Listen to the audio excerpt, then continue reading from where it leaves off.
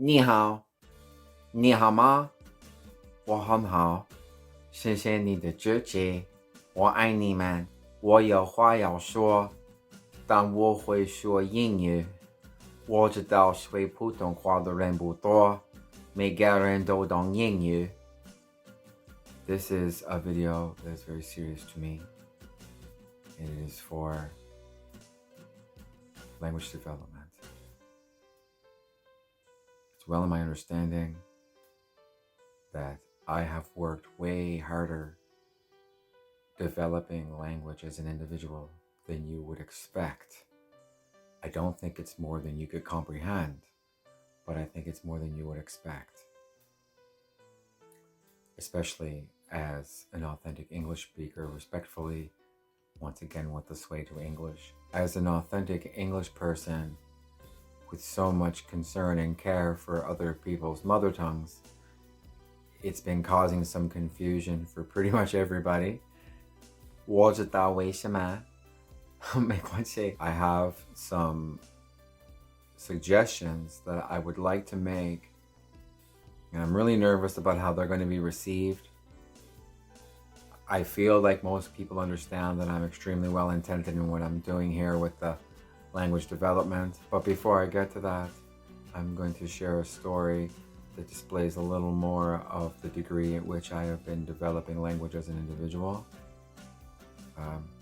It's well in my understanding that when you hear a language that you're not familiar with, it's going to make you a little bit uncomfortable. Languages that are less spoken by other people generally make more people uncomfortable. People that only speak one language have more languages that make them uncomfortable. There is a need to increase language maturity in all of those understandings that I have. I have tested some English speakers. What I mean by that is, I would not lie, but just lead on that I didn't speak very good English and see how they would respond to me. For the most part, there's no concerns. Everybody was very mature about it. The English speakers were not rude to me. There was a few odd people that talked to me like I was 2 years old, but I knew that they didn't have as much experience with it. But for the most part, the English speakers that thought that I didn't speak much English were all very kind to me. They all spoke slow.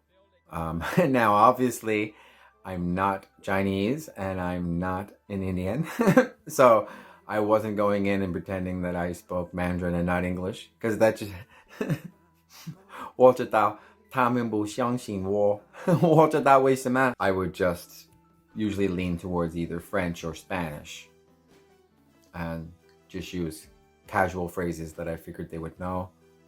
Hola, gracias, that. But when there's a foreign language introduced to my area, and there's plenty in my area right now, and I speak their mother tongue with them, they're not really comfortable with watching me speak their language either. It's fucking everybody up. Respectfully. Pardon my English. They're all just languages to me. I'm not offended by them. 我很高兴学习和我很乐意帮忙. And now the serious conversation I wanted to have is in reference to the authentic prints of the languages. I am heavily dependent on pinyin style writing due to the fact that I do so many languages. This is one of the reasons I had to be an English speaker, because it's helping me connect all of the languages using pinyin, and my authentic print skills are improving with exposure, of course. I consider Mandarin authentic print to be my priority in reference to learning authentic prints. As an English speaker that actually is trying really hard to learn languages, I have some suggestions in reference to the authentic prints. I feel like you will understand my perspective. When I look at the authentic prints from India, I can see all of the different language influences that went into Hindi. because Hindi came much later than a lot of those languages, and it was trying to connect India, and it has the influence of a lot of languages from in India, and you can see it very plain when you start to study it and you know a bit about the other languages. But I think an important point to make is it has a very strong English influence, because English was in India uniting people well before I brought it to the light, and even enough to have influence over the Hindi language with your translations from a lot of the Indian languages transferred to English is not a big deal because English is very flexible, right? So when you translate it, you just find your way you want to say it. But because of English influence on the Hindi language, when you're translating Indian languages over to English and back, Hindi generally gives you more accurate results to English than the other Indian languages.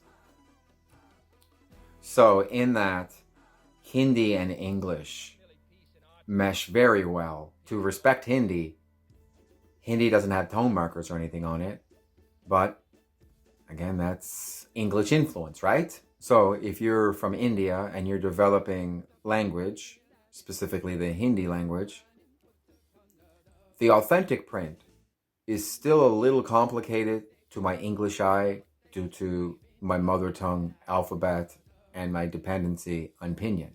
However, we do know that if an English speaker is going to learn Hindi, they're going to go through Pinyin first. They have to use the Hindi Pinyin. As a very broad suggestion, remember my heart is open, I hope yours is too. If the Hindi language was displayed with the Pinyin more so than the authentic print, it could become almost like a Spanish. I'm really trying not to disrespect it as a mother tongue, and I'm not wanting to disrespect authentic print. And if other people are interested in developing Hindi skills and they start thinking of the language more of like learning a type of Spanish with the Hindi Pinyin, it won't really be respecting the authentic print, and I'm aware of that, unfortunately, but I do think it could encourage people to learn the Hindi language. The dependency that a lot of the Indian people have to use English to connect, it really isn't that big of a deal for Indian people to use the Pinyin. They all know English.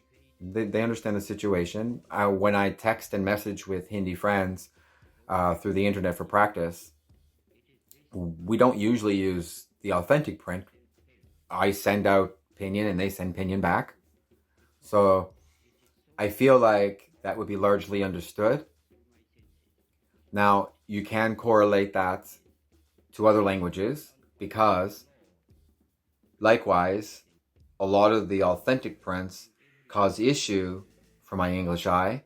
Now, I am only one person, and you may look at authentic print of another language and have no problem with it, and I could have a problem with it.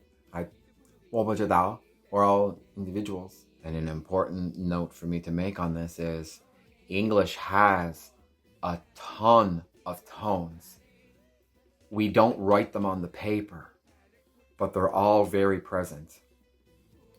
Mandarin has them on the paper for good reason. Again, the language age comes into play.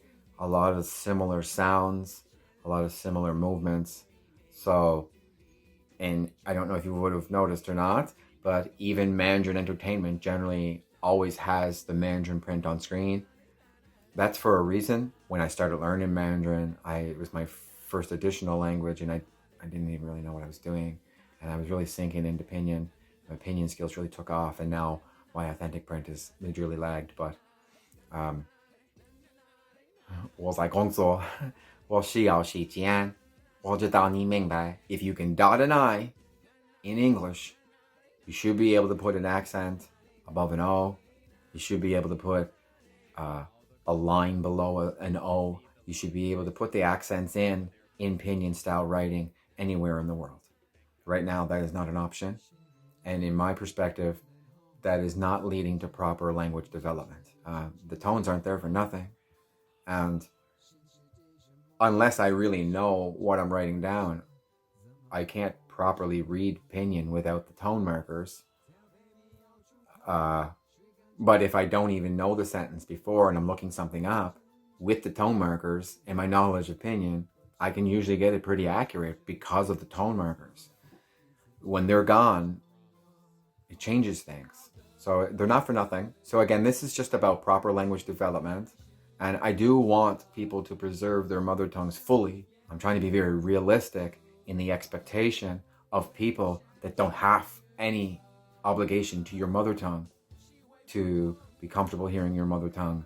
And we can allow our languages to mingle, increasing language maturity, but still being primarily English, because English is modern, effective, fast. We only have this circumstance because everybody on the other side of the world has learned our mother tongue.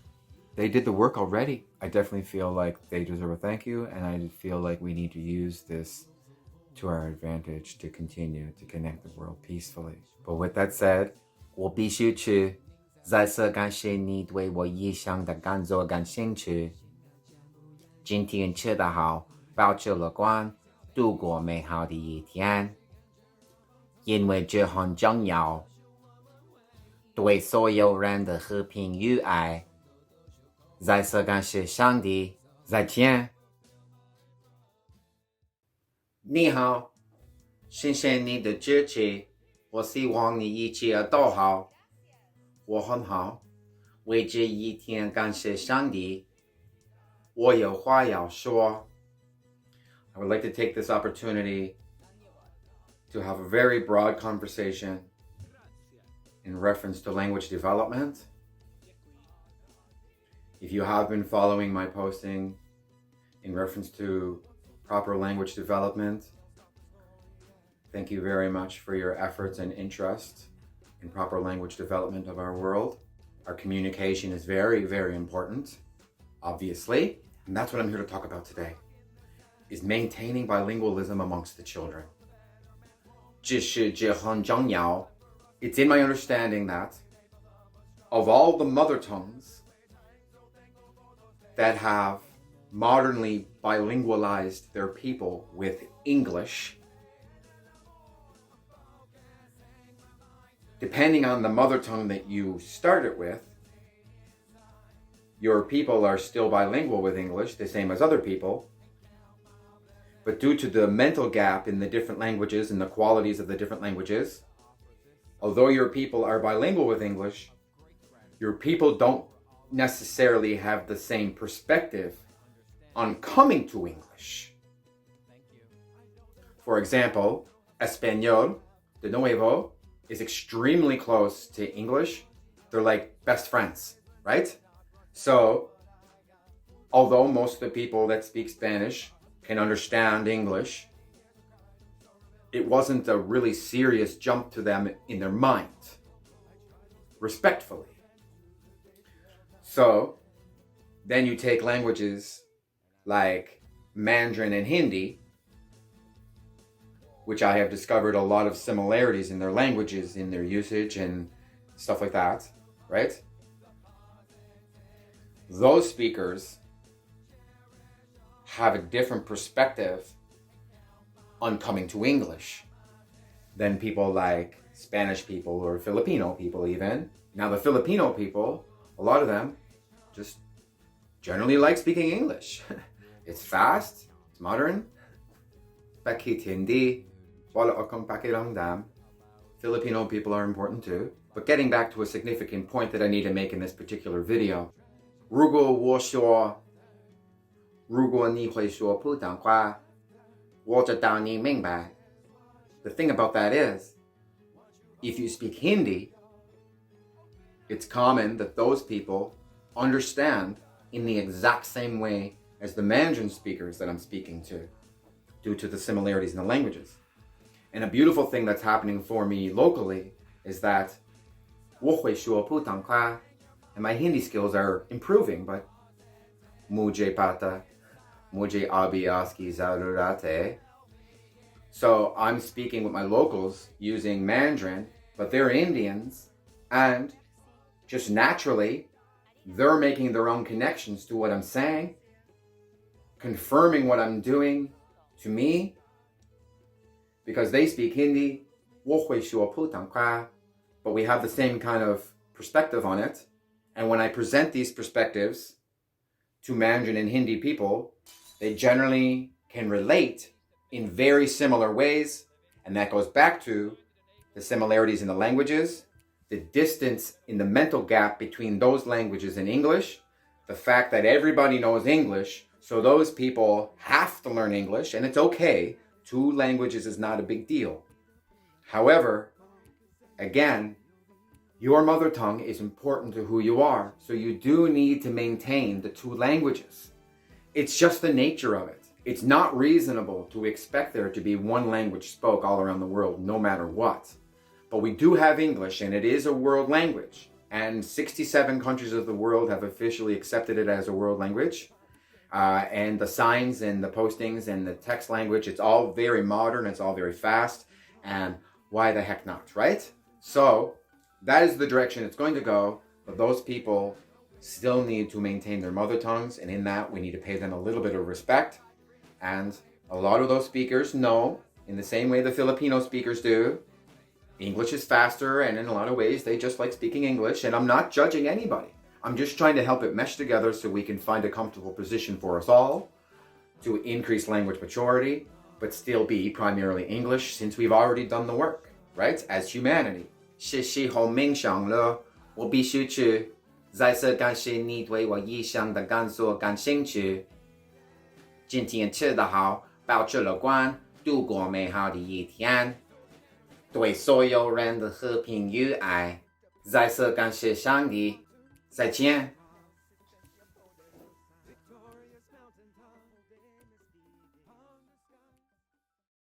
Hola de nuevo, hermanos y hermanas. Esto es solo práctica español. Lo sé, no tengo español hablante auténtico localmente, pero I have reason to believe that I'm connecting with some abroad. So, gracias por aprender inglés, amigos. Yo entiendo. Estoy feliz de aprender y estoy feliz de ayudar. Sé que estoy mejorando con español, que la velocidad a lo que puedo hacerlo refleja la velocidad a lo que entiendo cuando me hablan. Yo hablo lento, lo sé. Necesito más práctica, no me importa.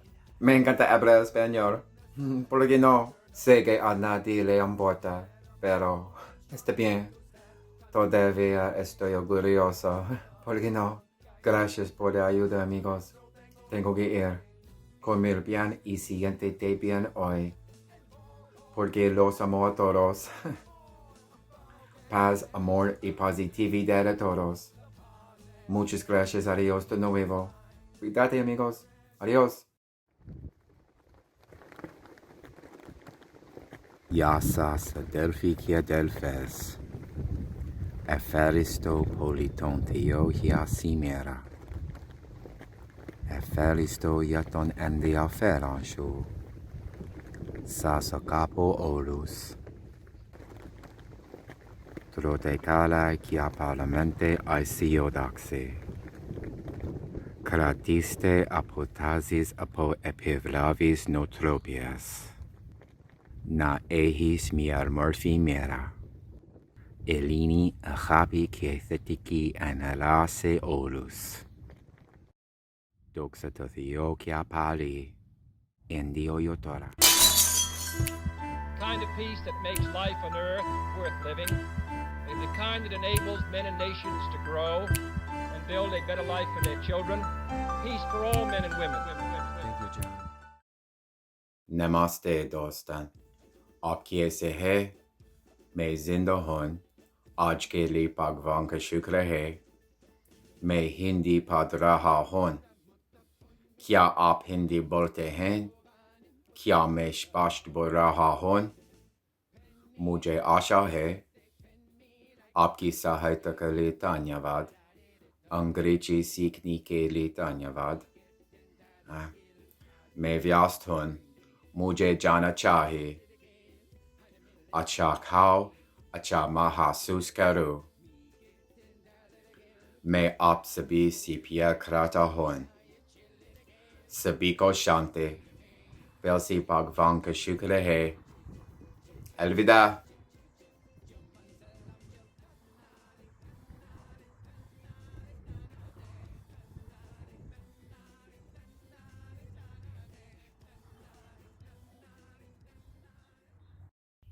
亚萨斯德菲基亚德菲斯，Efaristo politonte hia simera, el piso nakimiti kiskala, ime caros, Efaristo yaton endea feranshu, sasa capo olus. I'm going to do some yoga outside. It has the same impact to me if you could correlate it to my meditation discussion about doing meditation outside. Same kind of thing. When I do my yoga outside, it feels more cleansing than in the home. Now, for me, when I'm at work, there's like a 20-degree angle on my back a lot of the times when I'm making food for people. And so one common yoga position that I enjoy is the cobra, where you lean back, right? I don't know if you're familiar with the position, but you can look it up. But due to the fact that I have a little lean on my back all the time, doing the cobra kind of balances out my physical body. There's others like that, but that's just one example. And you don't have to know mine. You need to know yours. You need to know how to balance your own body, your own physical body. So where I always have a bend, I do the other bends during my yoga time. That helps balance my being, right? And the shoulder stance is another one that I enjoy because it allows my energy to flow from the tip of my toes down to my head, right? So that's balancing me as well. That's just briefly a little bit that I do with my yoga. Again, 5,000 years of physical practice by evolving human beings experiencing the same healing qualities doesn't lie to you. It's just a matter if you want to use it or not. Modernly, we could really use it. There's a lot of mental suffering going on right now. And a lot of yoga helps with a lot of that, right? Because it brings inner awareness. And with inner awareness comes the option of choosing more peaceful worlds inside. And then we're not as ugly to people in our lives when we're living outside, right? "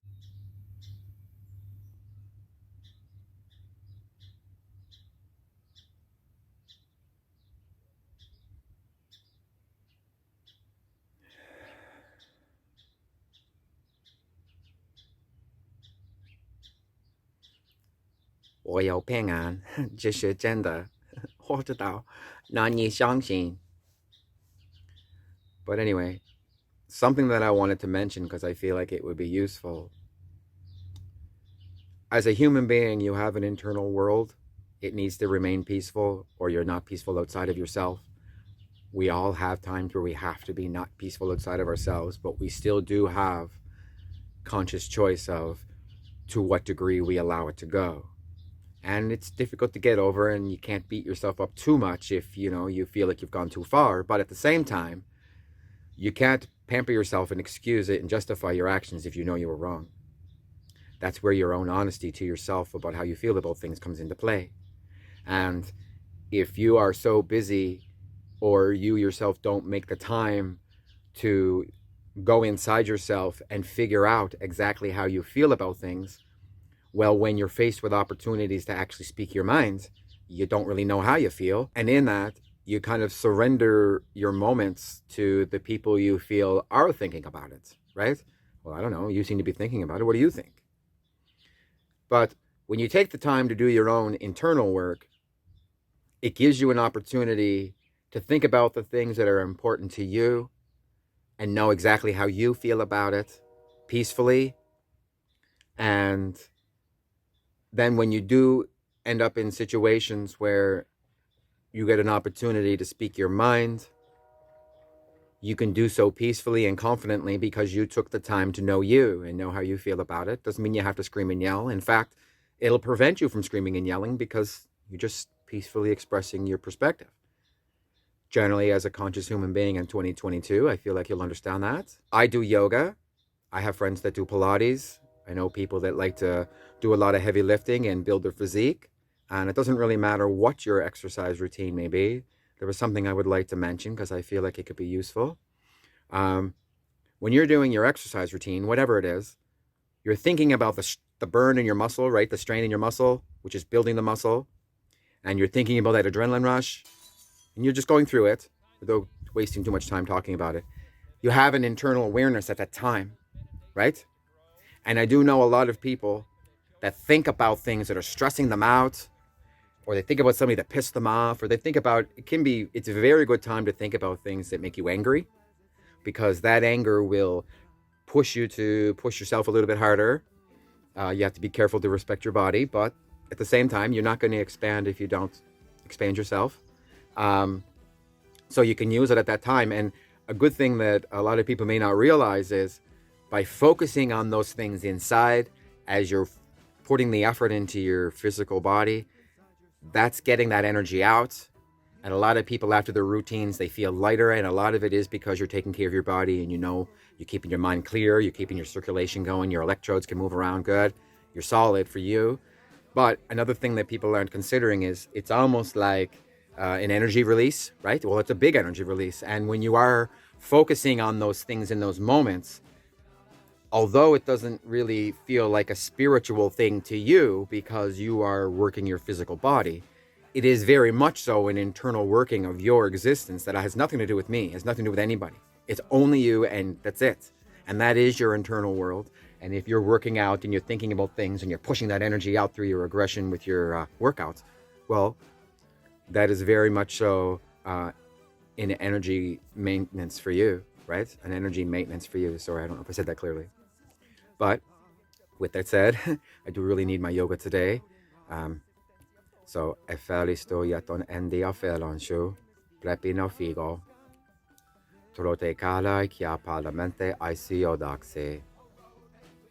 Elini a happy kiesthetiki and alase odus. Dogsetatio kia pali. Indio yotora.